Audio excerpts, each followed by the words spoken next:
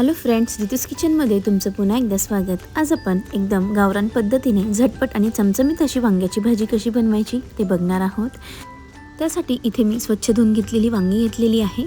एका बाउलमध्ये आपल्याला पाणी घेऊन त्यामध्ये मीठ टाकून घ्यायचं आहे आणि वांगी व्यवस्थित अशी कट करून घ्यायची आहे।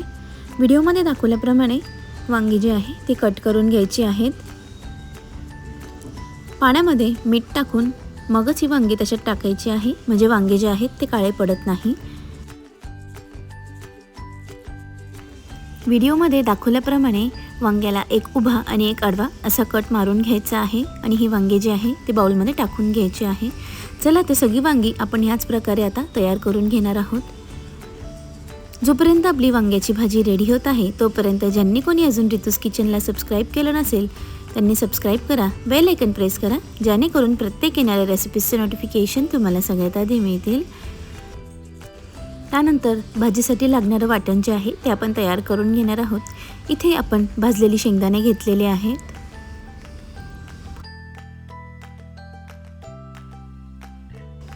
त्यानंतर ह्यामध्ये 10 ते 12 लसणाच्या पाकळ्या टाकून घ्यायच्या आहेत। अर्धा चमचा जिरे टाकून घेणार आहोत। ह्यामध्ये आपण कन्सिस्टन्सी ॲडजस्ट करण्यासाठी पाणी टाकून घेणार आहोत आणि याची फाईन अशी पेस्ट तयार करणार आहोत। चला तर आता आपण भाजी बनवायला सुरुवात करूया। सगळ्यात आधी इथे टोपामध्ये एक पळी तेल घ्यायचं आहे। तेल गरम झालं की त्यामध्ये सगळ्यात आधी आपण अर्धा चमचा हिंग टाकून घेणार आहोत।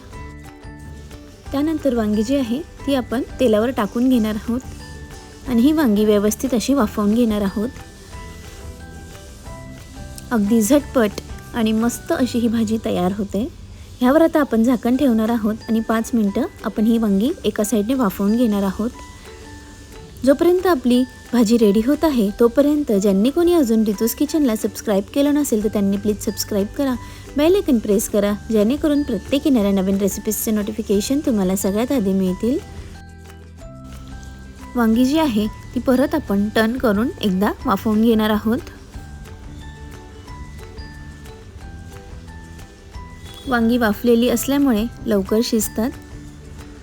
शेंगदाण्याच्या वाटणामध्ये जरी वांगी शिजवायचा प्रयत्न केला तर कदाचित ती आमटी उतू जाऊ शकते, त्यामुळे ही वांगी जी आहे ती आधीच वाफवून घ्यायची। इथे बघू शकतात वांगी व्यवस्थित अशी वाफल्या गेलेली आहेत। ह्यामध्ये आपण आता सुके मसाले घालून घेणार आहोत। सगळ्यात आधी इथे मी अर्धा चमचा हळद घेतलेली आहे। 2 ते 2.5 चमचे आपण लाल तिखट टाकून घेणार आहोत। इथे लाल तिखटाचं प्रमाण तुम्ही तुमच्या आवडीनुसार कमी किंवा जास्त करू शकतात। एकदा मिक्स करून घ्यायचं आहे आणि आपण जे करून ठेवलेलं वाटण आहे ते यावर घालून घेणार आहोत।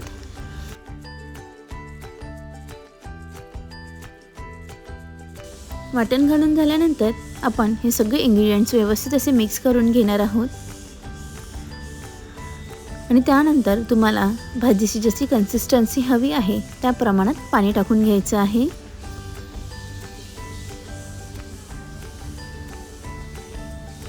अगदी चमचमीत, झटपट आणि अगदी कमी साहित्यामध्ये अशी ही भाजी मस्त तयार होते।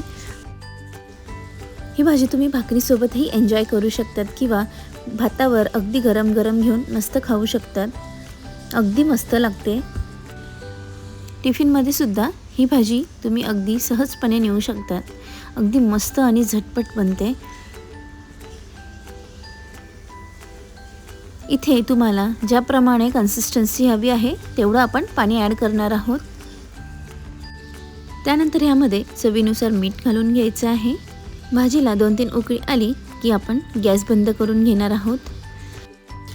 तुम्हाला जर माझ्या रेसिपीजचे व्हिडिओ आवडत असतील तर प्लीज जास्तीत जास्त लाईक करा, शेअर करा, कमेंट करा आणि चॅनल सबस्क्राईब करायला विसरू नका।